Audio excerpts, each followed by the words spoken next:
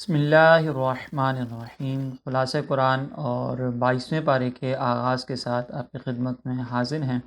انشاءاللہ آج ہم 22ویں پارے کے کچھ منتخب مضامین آپ کی خدمت میں پیش کریں گے۔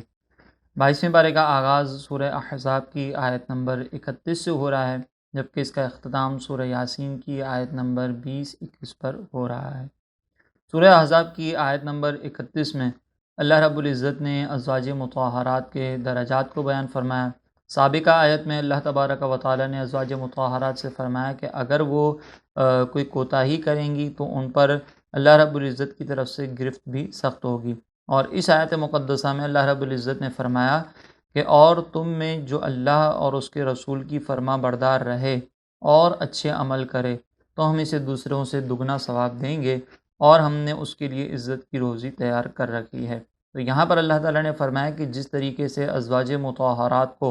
منصب عالی ملنے کی وجہ سے کوتاہی پر سختی کا سامنا زیادہ کرنا پڑے گا، اسی طریقے سے ان کو پھر انعام بھی زیادہ ہی عطا کیا جائے گا۔ تو اس سے ازواج مطہرات کی عظمت بھی ظاہر ہوتی ہے، اور دوسرے اس بات کی طرف بھی اشارہ ملتا ہے کہ اگر کوئی صاحب ایمان ہو تو اس کو نبی کریم علیہ الصلاۃ والسلام سے تعلق کا فائدہ پہنچے گا۔ اگر یہ تعلق خونی رشتے کے طور پر ہو یا ازدواجی طور پر ہو تو اس کا فائدہ بہت زیادہ ہے، جیسا کہ سادات کرام کے لیے، سید زادوں کے لیے احادیث کریمہ میں بے شمار فضائل ذکر کیے گئے، اہل بیت کی عظمتوں کا تذکرہ کیا گیا۔ تو اہل بیت کو یا سید حضرات جو ہیں ان کو جو فائدہ حاصل ہوگا وہ نبی کریم علیہ الصلاۃ والسلام سے حالت ایمان میں تعلق کی وجہ سے ہوگا۔ تو سادات کرام کا جو مقام و مرتبہ ہے وہ اس طرح کی آیتوں سے بھی اشارتاً ہمیں سمجھ آتا ہے۔ دوسری، اگر کوئی شخص نبی کریم علیہ الصلاۃ والسلام سے روحانی تعلق قائم کر لے، یہ روحانی تعلق یعنی آپ سے محبت کا تعلق ہو، آپ کی اطاعت و فرمانبرداری کا تعلق ہو، تو انشاءاللہ اس کو بھی میدان محشر میں بہت سے فوائد حاصل ہوں گے۔ پھر اس کے بعد سورہ یاسین شریف کی آیت نمبر 20 اور 21 میں اللہ رب العزت نے ایک شخص کا تذکرہ کیا کہ جو انبیاء علیہم السلام کی استعانت کے لیے آیا تھا، اور آنے کے بعد اس نے اپنی قوم کا تذکرہ کیا، اپنی قوم کو کچھ نصیحتیں کیں۔ تو اللہ تعالیٰ نے فرمایا کہ اور شہر کے دور کے کنارے سے ایک مرد دوڑتا ہوا آیا، اس نے کہا کہ اے میری قوم، ان رسولوں کی پیروی کرو، ایسوں کی پیروی کرو جو تم سے کوئی معاوضہ نہیں مانگتے اور وہ ہدایت یافتہ ہیں۔ یہ شخص انبیاء علیہم السلام کو جب قوم نے جھٹلانے کی کوشش کی یا قوم نے انبیاء علیہم السلام کا رد کیا، تو اس نے آ کر اپنی قوم کو یہ بات بتائی کہ یہ انبیاء علیہم السلام ایسی عظمت والی ہستیاں ہیں کہ جو تم سے کوئی دنیاوی مال کی تمنا نہیں رکھتے، یہ خالصتاً اللہ رب العزت کے حکم سے تمہیں دین کی طرف بلانے کے لیے آئیں، تو تم ان کی اتباع کرو، اسی میں تمہارے لیے کامیابی ہے۔ پھر اس کے بعد اس کی وفات کا تذکرہ ہے کہ کیسے اس نے وفات پائی، اور پھر میں اللہ رب العزت کی بارگاہ میں نے اس سے کس طرح التجا کی کہ جب قوم نے اس کی بھی دعوت کو ٹھکرا دیا۔ تو یہ پورا تذکرہ سورہ یاسین شریف میں موجود ہے۔ پھر اس کے بعد سورہ احزاب میں کچھ عقائد و احکام ہیں، اس پر تھوڑا سا کلام کرتے ہیں۔ سورہ احزاب آیت نمبر 36 میں اللہ تعالیٰ نے فرمایا کہ کسی مسلمان مرد اور عورت کے لیے یہ نہیں ہے کہ جب اللہ اور اس کا رسول کسی بات کا فیصلہ فرما دیں تو انہیں اپنے معاملے کا کچھ اختیار باقی رہے، اور جو اللہ اور اس کے رسول کا حکم نہ مانے تو وہ بے شک صریح گمراہی میں بھٹک گیا۔ یہاں پہ اللہ تبارک و تعالیٰ نے واضح طور پر یہ بات بیان فرما دی کہ جب اللہ اور اس کے رسول کا حکم آ جائے تو پھر اس پر عمل کرنے کے سلسلے میں ہمارے پاس کوئی اختیار باقی نہیں رہتا۔ نبی کریم علیہ الصلاۃ والسلام کا حکم یقیناً احادیث کریمہ کے ذریعے ہم تک پہنچتا ہے، اور اللہ رب العزت کا حکم جو قرآن میں موجود ہے یا احادیث قدسیہ میں بیان کیا گیا اس پر عمل کرنا ہمارے لیے لازم ہے۔ اس سے ایک اور بات کی طرف بھی اشارہ ہو گیا کہ جب اللہ اور اس کے رسول کا حکم آ جائے تو پھر ہم اپنی عقل سے اس حکم کے بارے میں کوئی فیصلہ نہیں کر سکتے کہ یہ حکم کس جہت پر نازل ہوا، کس مقصد میں نازل ہوا، کس کانٹیکس میں نازل ہوا۔ اگرچہ کوئی کانٹیکس خاص بھی ہو، لیکن اگر اس حکم کے اندر عموم شامل ہے، سارے مسلمانوں کو اس میں حکم دیا گیا ہے، تو چاہے وہ کانٹیکس کوئی خاص شخصیت کے لیے ہو، کسی خاص سینیریو میں ہو، تب بھی اس حکم پر تمام مسلمانوں کو عمل کرنا ہوگا۔ اس کی ایک مثال طواف کے اندر رمل کرنا ہے۔ رمل کا مطلب یہ ہے کہ تھوڑا سا اکڑ کر چلنا۔ تو اب یہ طواف میں جو اکڑ کر چلنے کا حکم تھا، یہ اصل میں جب فتح مکہ کے موقع پر مسلمانوں نے طواف کیا تھا تو وہاں پر یہ حکم دیا کہ مسلمان اس طرح تھوڑا سا رمل کرتے ہوئے چلیں گے تاکہ ان کی طاقت کفار پر ظاہر ہو جائے، اس سے رعب و دبدبہ قائم کرنا مقصود تھا۔ لیکن جب نبی کریم علیہ السلام نے یہ حکم دے دیا تو یہ سنت آج تک باقی ہے۔ اسی طریقے سے بعض احباب داڑھی کے مسئلے میں اپنا یہ نظریہ پیش کرتے ہیں کہ نبی کریم علیہ السلام نے جو داڑھی رکھنے کا حکم دیا تھا وہ ایک خاص کانٹیکس کے اندر تھا، لہٰذا اگر موجودہ دور کے اندر کوئی داڑھی نہیں رکھتا اور نبی کریم علیہ السلام کے اس حکم پر عمل پیرا نہیں ہوتا تو اس میں کوئی قباحت نہیں ہے۔ حالانکہ سرکار علیہ السلام نے جب یہ حکم دیا تو اس میں کوئی خاص کانٹیکس ذکر نہیں کیا، بلکہ واضح طور پر سرکار نے فرما دیا کہ داڑھیاں رکھو اور مونچھیں ترشواؤ، لہٰذا ہمیں مونچھیں چھوٹی رکھنے کا حکم ہے اور داڑھیوں کو بڑھانے کا یہ حکم ہے۔ تو اب یہاں پر ہم اپنی عقل استعمال کرتے ہوئے اللہ اور اس کے رسول کے حکم کے اندر کوئی تعویل نہیں کر سکتے۔ پھر اس کے بعد سورہ احزاب آیت نمبر 40 میں اللہ تبارک و تعالیٰ نے خبر دیتے ہوئے عقیدہ بیان فرمایا کہ محمد تمہارے مردوں میں کسی کے باپ نہیں ہیں، لیکن اللہ کے رسول ہیں اور سب نبیوں کے آخر میں تشریف لانے والے ہیں اور اللہ سب کچھ جاننے والا ہے۔ یہاں پر نبی کریم علیہ السلام کے بارے میں فرمایا کہ نبی کریم علیہ السلام یہ محمد دو جہاں صلی اللہ علیہ وسلم کسی کے بھی باپ نہیں ہیں، کسی بھی مرد کے۔ تو یہاں سے اس بات کا تذکرہ آ گیا کہ نبی کریم علیہ السلام کی مذکر کوئی اولاد موجود نہیں ہے کہ جو سرکار علیہ السلام کی جانشین بن سکے، یعنی نبوت کے اعتبار سے جانشین بن سکے۔ پھر اس کے بعد فرمایا کہ سب نبیوں کے بعد آنے والے ہیں، خاتم النبیین ہیں، یہاں پر لفظ خاتم النبیین کا تذکرہ ہوا۔ تو اس آیت سے واضح طور پر معلوم ہوا کہ نبی کریم علیہ السلام سب سے آخری نبی ہیں۔ بعض لوگ اس کے اندر تعویل کرتے ہیں، جیسے خصوصاً قادیانی طبقہ ہے، وہ اس میں تعویل کرتے ہوئے کہتا ہے کہ خاتم النبیین، خاتم کا مطلب یہ نہیں کہ اب اس کے بعد کوئی آ نہیں سکتا، جیسے کہ ہمارے فقہا نے لکھا کسی کے بارے میں کہ خاتم الفقہا، تو اس کا مطلب یہ ہے کہ وہ اپنے دور میں ایسا منجھا ہوا تھا کہ ایسا لگتا ہے کہ فقہ کی جو صلاحیتیں وہ اس پر ختم ہو چکی ہیں۔ تو اس اعتبار سے اللہ تبارک و تعالیٰ نے نبی کریم علیہ السلام کی نبوت کو فرمایا کہ آپ ایسے خاتم ہیں کہ گویا آپ پر ایسا محسوس ہوتا ہے کہ نبوت ختم ہو چکی ہے۔ تو وہ یہ تعویل کرتے ہوئے خاتم النبیین کے معنی کو کچھ اور طور پر بیان کرتے ہیں۔ تو یہاں پر ایک وضاحت ضروری ہے کہ خاتم کا مطلب یہ ہوتا ہے سب سے آخر میں آنے والا، حقیقی معنی اس کا یہی ہے۔ فقہاء کرام جو استعمال کرتے ہیں وہ اس کا مجازی معنی ہے۔ تو اصول یہ ہوتا ہے کہ قرآن اور حدیث کے اندر جب بھی ہمیں مجازی معنی مراد لینے کی کوئی ضرورت نہ ہو تو پھر وہاں پر حقیقی معنی مراد لیا جاتا ہے، پہلی بات یہ۔ دوسری بات یہ کہ اگر ہم خاتم النبیین کے حقیقی معنی اس کو لے لیں کہ آخر میں آنے والے نبی، اور مجازی معنی ہم اس کو رکھیں کہ گویا آپ پر نبوت ختم ہو گئی، آپ کی نبوت اتنی کامل ہے کہ آپ جیسی کامل نبوت کسی کو نہیں مل سکتی، تو اب یہاں پر دونوں معنی کا احتمال ہے۔ یقینی سی بات ہے کہ ان دونوں معنی میں سے کس معنی کو متعین کیا جائے گا، سب سے آخر میں آنے والے یا جو دوسرے معنی مجازی معنی ہیں وہ والے، تو اس کو مراد لینے کے لیے کوئی نہ کوئی دلیل چاہیے ہوگی، اور وہ دلیل عقل نہیں ہو سکتی، یقینی سی بات ہے یا تو کوئی دوسری قرآنی آیت ہوگی یا حدیث کریمہ ہوں گی۔ تو کثیر احادیث کریمہ ایسی ہیں کہ جس سے یہ ثابت ہوتا ہے کہ نبی کریم علیہ السلام کا آخری نبی ہونا ہی ہر معنی میں، یہی یہاں پر اس آیت میں مراد ہے کہ آپ کے بعد کوئی نبی نہیں آ سکتا۔ کاملیت بھی آپ کی اس سے ثابت ہوتی ہے، اور کاملیت کے ساتھ ساتھ یہ بھی معلوم ہوتا ہے کہ آپ کے بعد کوئی دوسرا نہیں آ سکتا۔ وہ جو خاتم الفقہا والا معنی ہے وہ یہاں پر مراد نہیں لیا جا سکتا۔ اس کی چھوٹی سی ایک دلیل میں آپ کے خدمت میں حدیث ذکر کر دوں کہ نبی کریم علیہ السلام نے جو فرمایا اس کا خلاصہ یہ ہے کہ ایک محل کی مثال آپ نے فرمائی کہ ایک محل ہے کہ لوگ اس کو دیکھتے ہیں تو بڑی تعجب سے اس کو دیکھتے ہیں، اس کی خوبصورتی کو، اور اس میں تعجب کرتے ہیں کہ ایک اینٹ باقی ہے، یہ اینٹ کیوں نہیں لگائی بنانے والے نے؟ تو سرکار نے فرمایا کہ وہ اینٹ میں ہوں۔ تو یقینی سی بات ہے کہ اب اس سے یہ بات متعین ہو گئی کہ خاتم النبیین کا یہاں پہ معنی یہ ہے کہ آخری نبی، وہ اینٹ کے جو قصر نبوت میں سب سے آخر میں لگائی گئی، تو سب سے آخر میں جب لگا دی گئی اب اس میں کوئی گنجائش ہی نہیں ہے۔ تو یہاں پہ خود سرکار علیہ السلام نے خاتم النبیین کے معنی واضح کر دیے، لہٰذا اب کوئی قادیانی حضرات کی اس طرح کی تعویل کو سنتا ہے اور اس طرح کی تعویل کے بارے میں ہمیں یہ کہتا ہے کہ آپ اس پر ریسرچ کریں، اس کے بارے میں تھوڑا سا تفکر کریں، تو ہم اس کی بات کو رد کریں گے، کیونکہ اس کی یہ بات قرآن اور حدیث کی مخالفت پر مبنی ہے، اور وہ مجازی معنی کو بنیاد بنا کر حقیقی معنی کو بلا وجہ چھوڑا ہے، لہٰذا ہم اس کی بات کو تسلیم نہیں کریں گے۔ لہٰذا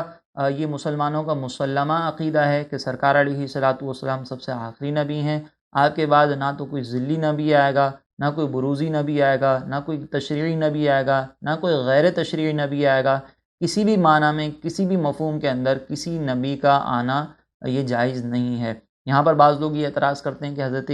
عیسیٰ علیہ السلام جو تشریف لائیں گے، تو حضرت عیسیٰ علیہ السلام نئے نبی کی حیثیت سے نہیں آئیں گے، اپنی سابقہ نبوت کی حیثیت سے تشریف لے کر آئیں گے، اپنی سابقہ نبوت کے ساتھ تشریف لائیں گے، اور امتی کی حیثیت سے آئیں گے۔ امتی کا مطلب یہ کہ جو احکامات سرکار علیہ الصلاۃ والسلام نے بیان کر دیے انہی کی پیروی کریں گے، وہ اپنے نئے احکامات لے کر نہیں آئیں گے۔ اور جب کوئی نئے احکامات نہ لے کر آئے، سابقہ نبوت کے ساتھ لے کر آئے، تو اس سے کوئی فرق نہیں پڑتا، کیونکہ ان کو نبوت پہلے مل چکی ہے اور اس کے بعد وہ تشریف لا رہے ہیں۔ اور سرکار علیہ الصلاۃ والسلام کے بعد کسی کو از سر نو نبوت ملنا، جیسا کہ قادیانی کے بارے میں لوگ عقیدہ رکھتے ہیں، اس کی ممانعت اس حدیث میں قرآن کی اس آیت میں وارد ہے۔ لہٰذا ہمیں اس پر عقیدہ رکھنا ہوگا۔ اگر کوئی نبی کریم علیہ الصلاۃ والسلام کے بعد کسی نبی کا آنا ممکن بھی مانتا ہے تو وہ دائرہ اسلام سے خارج ہے۔ پھر اس کے بعد سورہ احزاب آیت نمبر 32 میں اللہ تعالیٰ نے فرمایا کہ اے نبی کی بیویوں، تم اور عورتوں جیسی نہیں ہو، اگر تم اللہ سے ڈرتی ہو تو بات کرنے میں ایسی نرمی نہ کرو کہ دل کا مریض آدمی کچھ لالچ کرے اور تم کچھ اچھی بات کہو۔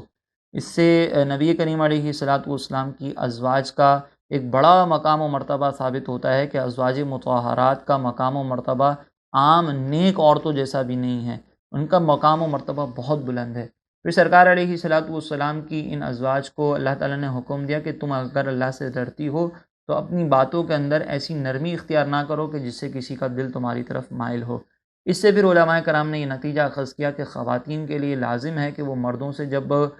ضرورت کے طور پر گفتگو کریں تو اس کے اندر بہت لجاجت، نرمی، ملامت نہیں ہونی چاہیے، بلکہ تھوڑا سا روب ہونا چاہیے، تھوڑی سی ریزرویشنز ہونی چاہیے، اور پھر اس کے بعد وہ کسی بھی غیر محرم سے گفتگو کریں۔ تو اللہ تعالیٰ نے فرمایا کہ اگر تم اس طرح لجاجت کے ساتھ بات کرو گی تو دل کا مریض تمہاری طرف مائل ہوگا اور پھر یہ فتنے کا سبب بنے گا۔ پھر اس کے بعد سورہ احزاب آیت نمبر 49 میں اللہ تعالیٰ نے فرمایا کہ اے ایمان والو، جب تم مسلمان عورتوں سے نکاح کرو پھر انہیں ہاتھ لگائے بغیر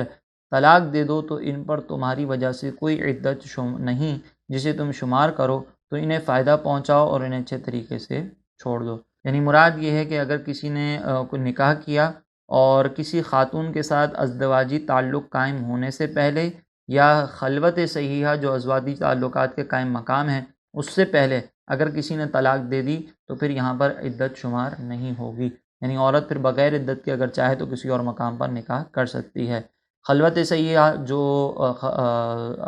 ازدواجی تعلقات کے قائم مقام ہے، اس کا مطلب یہ ہے کہ مرد اور عورت کے درمیان ایسی تنہائی ہونا کہ جو تنہائی ان کے درمیان تعلق قائم کرنے کے سلسلے میں رکاوٹ نہ ہو، یا تو حسی طور پر نہ ہو، یا شرعی طور پر، یا طبعی طور پر۔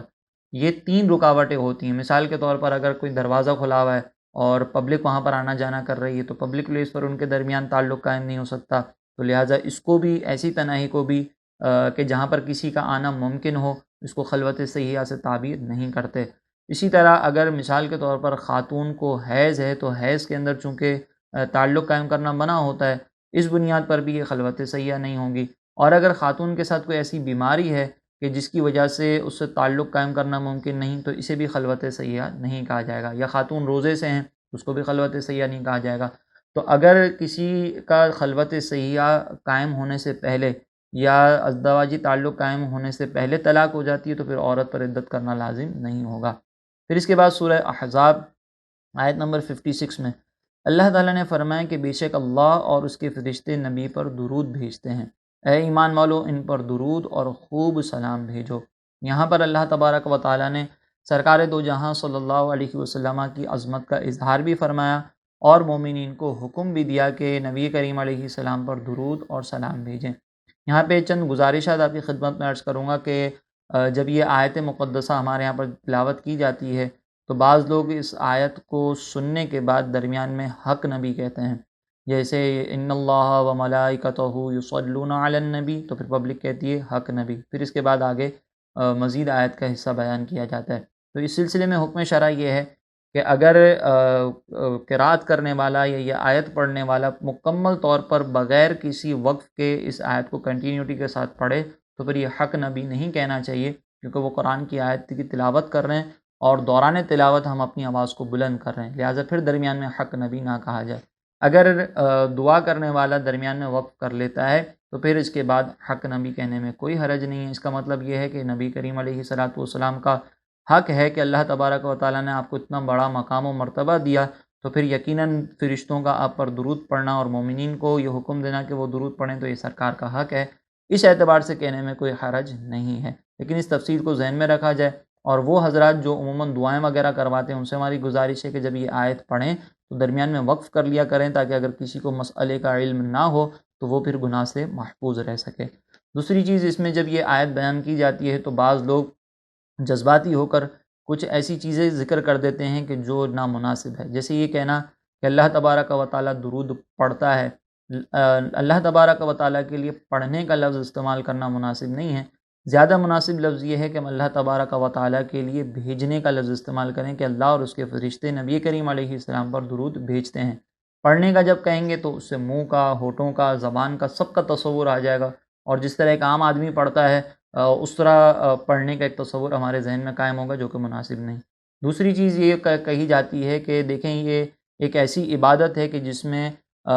بندہ بھی شریک ہے، فرشتے بھی شریک ہیں، اور خود رب بھی شریک ہے۔ تو یہ جو جملہ ہے کہ اللہ تبارک و تعالیٰ اس عبادت میں شریک ہے، تو اللہ تبارک و تعالیٰ کس کی عبادت کرے گا؟ اللہ تبارک و تعالیٰ کسی کی عبادت نہیں کر سکتا، لہذا اللہ تعالیٰ کے لیے یہ کہنا کہ درود کی عبادت میں وہ بندوں کا شریک ہے، تو یہ جملہ غلط ہے کہ اللہ تبارک و تعالیٰ یہاں پر درود پڑھتے ہوئے عبادت نہیں کر رہا، بلکہ اللہ تبارک و تعالیٰ تو رحمت نازل کر رہا ہے۔ وہ الگ بات ہے کہ جب ہم پڑھتے ہیں تو وہ عبادت ہے۔ دوسرا، اللہ تبارک و تعالیٰ درود پڑھنے میں شریک بھی نہیں ہے، درود بھیجنے میں شریک بھی نہیں ہے۔ یہ بھی جملہ کہا جاتا ہے کہ دیکھیں یہ ایسا عمل ہے کہ جس میں خود رب بندوں کا شریک ہے، اللہ تبارک و تعالیٰ شریک نہیں ہے، بلکہ اللہ تبارک و تعالیٰ جو درود بھیج رہا ہے اس کا مفہوم کچھ اور ہے، اور ہم جو درود بھیجیں گے اس کا مفہوم کچھ اور ہے۔ اللہ تعالیٰ جو بھیج رہا ہے درود، اس کا مطلب رحمتوں کا نازل کرنا، اور ہم جو درود بھیج رہے ہیں اس کا مطلب یہ ہے کہ اللہ تبارک و تعالیٰ سے رحمت کی دعا کرنا، کہ نبی کریم علیہ السلام پر رحمت کی دعا کی جائے۔ تو یہ کیسے ہو سکتا ہے کہ اللہ اور بندے یہ ایک عمل میں شریک ہو جائیں، حالانکہ بندے دعا کر رہے ہیں اور اللہ تبارک و تعالیٰ رحمتوں کو بھیج رہا ہے؟ تو یہ عمل کی شرکت بھی، یہ جملہ بھی نامناسب ہے کہ اللہ اس عمل میں بندوں کا شریک ہو جاتا ہے، تو اس سے اجتناب کرنا چاہیے۔ دوسرا، یہاں پر اس سے حکم شرعی معلوم ہوا کہ نبی کریم علیہ الصلاۃ والسلام پر زندگی میں ایک مرتبہ درود پاک پڑھنا یہ فرض ہے، درود بھی پڑھنا اور سلام بھی پڑھنا۔ اگر کوئی ساری زندگی درود ابراہیمی پڑھتا رہے تو درود ابراہیمی کے یقیناً بے شمار فضائل ہیں جو حدیث میں بیان کیے، لیکن اس کے اندر سلام کا پہلو نہیں ہے، اس کے اندر سلام نہیں ہے، اس کے اندر صرف درود ہے۔ لہٰذا ہمیں کوشش کرنی چاہیے کہ ہم درود ابراہیمی کے ساتھ ساتھ، اس کا پڑھنے کا انکار نہیں ہے، اس کے ساتھ ساتھ اس کی فضیلتوں کو حاصل کرنے کے ساتھ ساتھ ایسا درود بھی پڑھیں کہ جس میں درود بھی ہو اور سلام بھی ہو، جیسے صلی اللہ علیہ وسلم، یہ جملہ اگر کہا جائے تو اس میں درود بھی شامل ہے اور سلام بھی شامل ہے، اور یہ زندگی میں ایک مرتبہ پڑھنا فرض ہے۔ اگر کسی نے ساری زندگی یہ نہ پڑھا تو وہ گناہ گار ہوگا، اور اگر مجلس میں موجود ہیں اور وہاں پر نبی کریم علیہ الصلاۃ والسلام کا کوئی نام سنا، کسی کتاب میں نام پڑھا، زبان سے نام بیان کیا، تو جب بھی ایک مجلس کے اندر پہلی دفعہ نام سنا ہو، لکھا ہو، پڑھا ہو، تو وہاں پر درود پاک کا پڑھنا یہ واجب ہوتا ہے، نہیں پڑھیں گے تو گناہ گار ہوں گے، اور پھر بار بار اگر سنیں تو ہر مرتبہ پڑھنا یہ مستحب ہے، پھر فرض نہیں رہتا۔ پھر اس کے بعد سورہ سبا کا آغاز ہوتا ہے۔ سورہ سبا مکی ہے، اس میں 6 رکوع اور 54 آیتیں ہیں۔ سبا دراصل عرب کے علاقے یمن کی حدود میں رہنے والے ایک قبیلے کا نام ہے، تو اس سورت کی آیت نمبر 15 میں چونکہ اس قبیلے کا تذکرہ ہوا، لہٰذا اس مناسبت سے اس کو سورہ سبا کہا جاتا ہے۔ یہ چونکہ مکی سورت ہے تو اس میں مرکزی طور پر عقائد کو بیان کیا گیا۔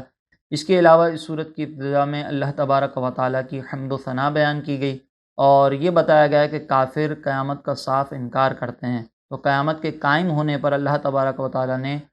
قسم کے ساتھ کلام فرمایا، پھر اس کے بعد مردوں کو دوبارہ زندہ کرنے پر اللہ تبارک و تعالیٰ کی قدرت پر ایک دلیل قائم کی گئی۔ حضرت داؤد، حضرت سلیمان علیہم السلام اور جو قبیلہ سبا ہے اس پر اللہ تبارک و تعالیٰ کی طرف سے جو انعامات ہوئے ان کا تذکرہ کیا گیا۔ اللہ تعالیٰ کے وجود اور اس کی وحدانیت پر دلائل قائم کیے گئے اور منکرین کے شبہات کا ازالہ کیا گیا۔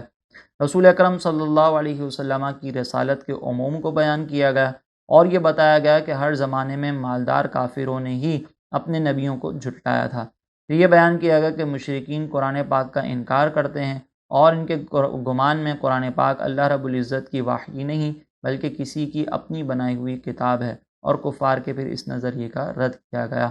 آخر میں کفار کو غور و فکر کرنے اور انہیں قیامت قائم ہونے سے پہلے اللہ تبارک و تعالیٰ کی وحدانیت، نبی کریم علیہ السلام کی نبوت اور قرآن پر ایمان لانے کی دعوت دی گئی۔ پھر اس کے بعد سورہ فاطر کا آغاز ہوتا ہے۔ سورہ فاطر بھی مکی صورت ہے اور اس میں 5 رکوع اور 45 آیات ہیں۔ فاطر کا مطلب ہوتا ہے بنانے والا۔ اس صورت کی ابتدا میں چونکہ اللہ رب العزت کا یہ وصف بیان کیا گیا کہ اللہ تبارک و تعالیٰ زمین اور آسمان کو بنانے والا ہے، لہٰذا اس نسبت سے اس کو سورہ فاطر کہا جاتا ہے۔ یہ چونکہ مکی صورت ہے تو اس میں بھی ابتداً مرکزی مضمون کے طور پر عقائد کا بیان موجود ہے۔ اس کے علاوہ کفار مکہ کے جھٹلانے پر نبی کریم علیہ السلام کو جو تسلی دی گئی اس کا تذکرہ کیا گیا۔ شیطان کے مکر و فریب اور دھوکہ دہی سے بچنے کا حکم موجود ہے، اور شیطان کی کھلی دشمنی کے بارے میں اطلاع دی گئی کہ شیطان ہمارا کھلا دشمن ہے۔ اللہ تبارک و تعالیٰ کی قدرت کے آثار بیان ہوئے اور یہ بتایا گیا کہ جو شخص گناہوں سے بچے گا اور نیک اعمال کرے گا تو وہ اپنے لیے ہی بھلا کرنے والا ہے۔ نبی کریم علیہ السلام کی امت کے مختلف مراتب اور درجات بیان کیے گئے۔ جنت میں مسلمانوں کا حال اور جہنم میں کافروں کے حال کا ذکر موجود ہے۔ پھر یہ بتایا گیا کہ اگر کوئی شخص کفر پر مرتا ہے تو وہ اپنا ہی نقصان کرنے والا ہے۔ اس صورت کے آخر میں گناہوں پر فوری پکڑ نہ کرنے اور گناہ گاروں کو مہلت دینے کی حکمت بیان کی گئی۔ اس کے علاوہ سورہ فاطر کی آیت نمبر 5 اور 6 میں اللہ تعالیٰ نے فرمایا کہ بے شک شیطان تمہارا دشمن ہے تو تم بھی اسے دشمن سمجھو، تو وہ اپنے گروہ کو اسی لیے بلاتا ہے تاکہ وہ بھی دوزخیوں میں سے ہو جائیں۔ اے لوگوں، بے شک اللہ کا وعدہ سچا ہے تو ہرگز دنیا کی زندگی تمہیں دھوکہ نہ دے، اور ہرگز بڑا فریبی یعنی شیطان تمہیں اللہ کے بارے میں فریب میں مبتلا نہ کر دے۔ اس آیت مقدسہ میں اللہ تعالیٰ نے واضح طور پر یہ بات بیان فرمائی کہ شیطان ہمارا کھلا دشمن ہے، اس کی دشمنی کسی سے کوئی ڈھکی چھپی نہیں ہے۔ ہماری تباہی کے لیے ہمیں وسوسے ڈالتا رہتا ہے، ہماری تباہی کے لیے کوششیں کرتا رہتا ہے، ہماری تباہی کے لیے ہمیں دین سے دوری کی دعوت دیتا رہتا ہے۔ تو اللہ تعالیٰ نے فرمایا کہ وہ جب تمہارا دشمن ہے تو تم بھی اس سے کھلی دشمنی کرو، اور دشمنی کا تقاضا یہ ہوتا ہے کہ ہم اپنے دشمن کی کوئی بات نہ مانیں، دشمن کے کسی حکم پر عمل نہ کریں، دشمن کے لیے یا دشمن کے دوستوں کے لیے ہمارے دل میں کسی قسم کی کوئی محبت نہیں ہونی چاہیے۔ یہ ہے حقیقی دشمنی کا تقاضا۔ تو اگر ہم شیطان سے یا شیطان کے چیلوں سے یا شیطان کے پیچھے چلنے والوں سے محبت کریں گے، ان کی اطاعت کریں گے، ان کی فرما برداری کریں گے، شیطان کے وساوس پر عمل کرتے رہیں گے، تو پھر یہ شیطان سے دشمنی نہیں دوستی ہے۔ اور اللہ تعالیٰ نے فرمایا کہ شیطان تمہیں اپنے گروہ کو اسی لیے بلاتا ہے تاکہ وہ خود بھی جہنم میں جائے اور اپنے دوستوں کو بھی جہنم میں لے جائے۔ اور پھر اللہ تعالیٰ نے فرمایا کہ بے شک اللہ کا وعدہ سچا ہے، اللہ تبارک و تعالیٰ تمہیں موت بھی دے گا، آخرت بھی قائم ہوگی، اور وہاں پر تمہیں تمہارے برے اعمال کا پھر جزا بھی ملے گی، اور اگر تم اچھے عمل کرو گے تو تمہیں اچھے اعمال کی ضرور یقیناً جزا ملے گی، لہٰذا تم اچھے اعمال اختیار کرو۔ دوسرا اللہ تعالیٰ نے فرمایا کہ یہ دنیا اور جو شیطان ہیں یہ تمہیں مل کر دھوکے میں نہ ڈال دیں۔ اگر ہم دنیاوی ظاہری چیزوں کو دیکھیں، وقتی طور پر ملنے والی فوری لذتوں کو دیکھیں، تو ہم وقتی ملنے والی فوری لذتوں کو حاصل کرنے کے لیے آخرت کی جو دائمی لذتیں ہیں جو ہمیں یقیناً بعد میں ملیں گی جنت میں داخلے کے بعد،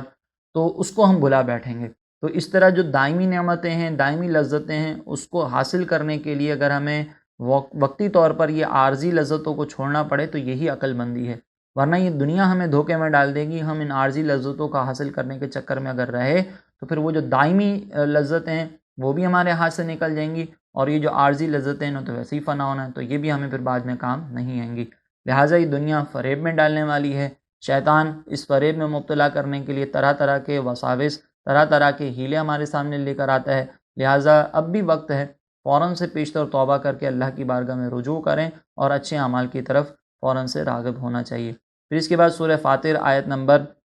10 میں اللہ تعالیٰ نے فرمایا کہ جو عزت کا طلبگار ہو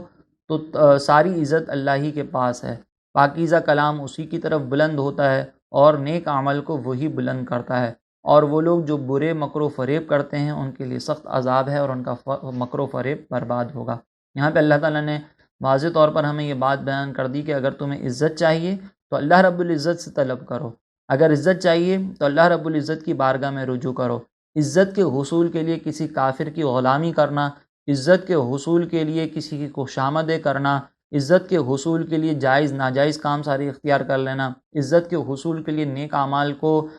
حاصل کرنا یا نیک اعمال کو اختیار کرنا کہ لوگوں میں واہ واہ ہو جائے، لوگ ہماری عزتیں کرنے لگیں، یہ ساری چیزیں